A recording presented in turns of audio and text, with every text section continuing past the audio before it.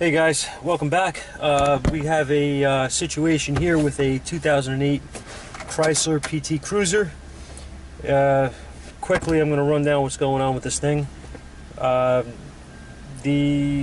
AC system's not functioning. They tried to charge it, and when they got the Freon into this thing, which they were not using a machine and measuring correctly, of course, but they got Freon in it, and what ended up happening was the high side pressure, the pressure gauge he had on it was showing that it was just climbing, and there was nothing happening. The AC compressor was not coming on, and there was nothing, it was not blowing cold, is what I was told. So I already diagnosed this vehicle, and it kind of drove me a little crazy. What I'm going to explain, that's why I'm doing this video actually. I want to explain what happened. It was supposed to be a 5-minute diagnosis and turned into much more than that. Well, not much, turned into more than it should have been. Mainly because information sucks. And here's what I'm gonna show you. I'm gonna just quickly run down what we did, how we figured out what was going on, and what we found when we got into this vehicle, okay? So first things first, I always check to make sure that the right amount of Freon is in the system. I put my gauges on it, put my machine on it with the gauges, and I recovered the system, and I only got about a half a pound of Freon out of it, which it was low. Okay, this thing takes I think it was 1.25, if memory serves. It was about an hour ago, so I don't remember exactly. Sorry about that, but anyway, it was much lower than spec. So recover it, vacuum the system down, recharge it, get it to the correct spec, then I can make my diagnosis, see what's going on. Okay, so at that point I had pulled a diagram on this vehicle, which I'm gonna show you briefly. I know you guys don't like when some of you guys don't like when I show you diagrams, but this is a case for it. So what happened is, turned the AC on, compressor did kick on, immediately saw I had an issue. My high side gauge was climbing like crazy. Now, mind you, it's like 103 degrees right now. It's really hot. The low side was going into retard. High side was going upwards of 400 psi or whatever before I shut it off. Of course, the high pressure switch will kill it before anything explodes, or at least in theory it will. So at that point I stopped and shut the vehicle, went back, started it back up, kicked the AC on, and I wanted to see if I have any airflow, meaning is my fan working. My my condenser fan, which is there's only one fan on this vehicle. There's a high and low speed. Low speed works with the AC, high speed works with the cooling system. I had no fan operation. Now, they had driven this vehicle here, albeit without air conditioning, but they drove it here, and I, did check to make sure this thing's not overheating. The temperature's fine. So next thing was get my scan tool and go into data, go into retrieving codes on all the modules and see if I have anything.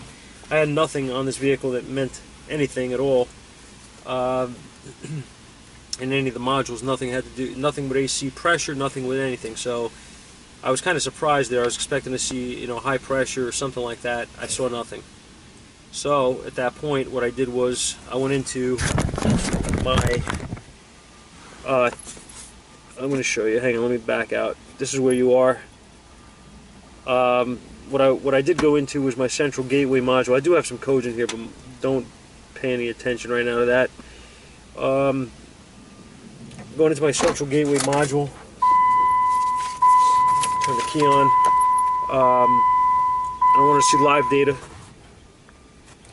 And what I was looking for on this was, let me see if I can pull it up here. Right here, radiator fan duty cycle. Okay. So when I start this thing and I turn my AC on, I'm expecting to see 100% duty cycle on one of these. Okay. And I'm gonna just kick the AC on, and as you can see, I have just that. I have 100% on the low speed fan. I don't have to worry about blowing anything up, guys. I already fixed this car, but what I want to show you is I want to know why this fan is showing 100%, but I have nothing happening. The fan is not working. So that's where we're going to go to the diagram. Now, what I want to show you, and like I said, I'm going to try to make this quick, but this may help somebody out there that's banging their head against the wall with one of these Chryslers. And I don't know if there's any other vehicles like a Neon or something that's like this or whatever, but this one will make you change parts incorrectly, which I did not, but I got lucky maybe. I used my noodle. So here we go. Right here, radiator fan control module, okay? And if you look, you have a fused power. This is the actual fan itself, okay? This is the fan, the whole fan assembly that they're talking about here. Now if you look, the tip them, right? High speed, low speed, okay? Here's where the problem comes in. There's a part here, somewhere in here, that's missing out of this system, or this is the wrong information. Now, this is the only diagram available. I called the dealer up, pulled the VIN, ran the VIN. I have a friend at the dealer that actually tried to look at the diagram for me and send me, the information, and told me that this is actually the same as what they have. They do not show anything else. So at this point, what I was checking here is my low speed fan right here, dark blue and light green. I was expecting a bad tip 'em, okay? So I wanted to see, do I have control here, because I see 100% meaning on the data, meaning that it's trying to put it on. It should be on. But do I have anything out of here to the fan module, which is the low speed control? Well, lo and behold, when I checked that, I did have a ground out of there, which is what it does. It's sending a ground. This wire would be 12 volts when the key is on and when the engine is running and the fan is off. When it's commanded on, it's going to ground. And I verified that by going to the high-speed wire, and it does the same thing. So now I know that my control is there. So at that point, what do I have? I have a bad fan, right? I have a broken fan module. Well, here's the thing. That's the way it will usually play out, but it didn't play out like that on this. I looked up the fan just to see if they were available aftermarket. I wanted to get a rough idea on price, availability. Dorman shows a part number. Dorman shows two part numbers. You could do this yourself. It's a 2008 Chrysler PT Cruiser, 2.4 VIN B. Okay. This shows two different fan modules. One of them shows with relays. One of them shows without relays. So right there I was like, Dorman, here we go with this crap, they have the wrong information. Well, for once, Dorman's right. They're not wrong. And the reason I could tell you that is because I went under the hood on this thing and I decided to double check everything again, because I wasn't confident that I have a bad fan. This thing is hard to get to too, by the way, guys. It's not simple. I wanted to get to the fan and try to verify what was going on. So at that point, I went under the hood. I'm going to show you what I did. I'm going to show you why you have to be very, very careful on this crap. And try not to drop your camera. I'm going to leave the key on.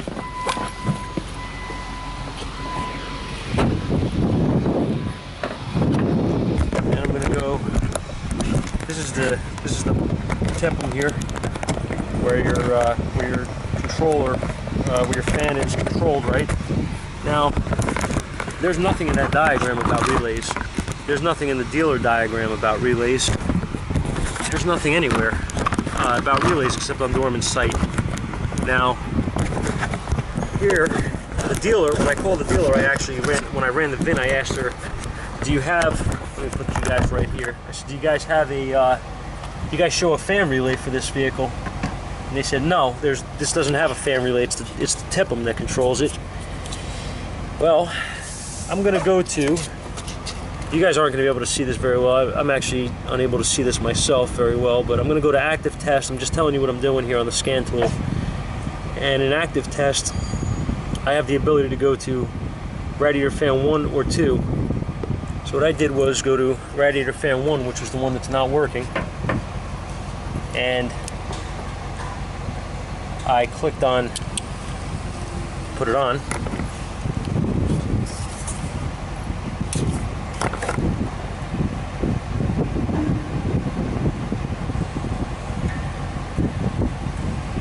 I'm sorry guys, I can't see. I really can't see.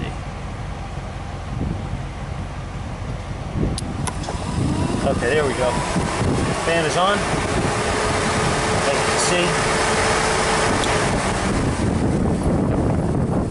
Now I went to radiator fan 2. If you notice, you hear something clicking.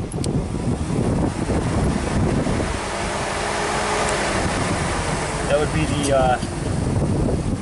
would be the relay here that's clicking that I just put in, because the old one was cooked. And this information on this thing is bad. Okay, I had a burnt fan relay on this vehicle, not a bad fan controller, which really sucks that they don't have the right information.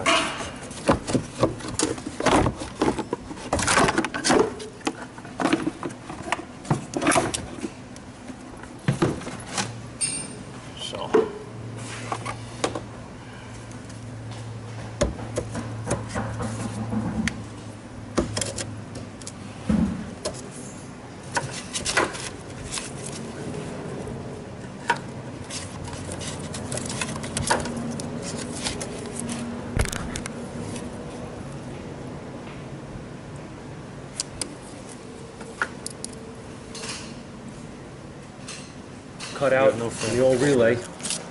I want to just show you. You can see that it's melted here, and corresponding connector here. Okay, that's burnt on that little PT Cruiser. So new connector, new relay. And yes, Keith, I know you're going to probably ask. I did check the amperage draw on the motor for the fan. Everything is fine. I was actually ready to put a fan motor in there. No need. So everything's good. So guys, thanks again. See you later.